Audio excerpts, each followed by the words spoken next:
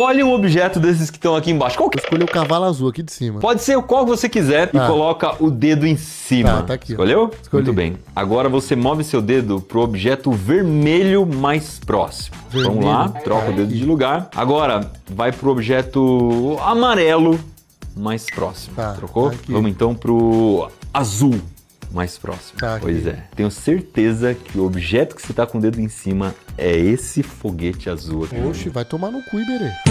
Vai se fuder, porra. Vai se fuder. Gostava quando você ensinar a fazer cinema de caixa de papelão, porra. O que é isso aqui? Curtiu essa adivinhação? Passa pra aquele seu amigo que você acha que vai conseguir descobrir como é que a gente fez esse negócio. Ah, e o vídeo acaba, você não ensina.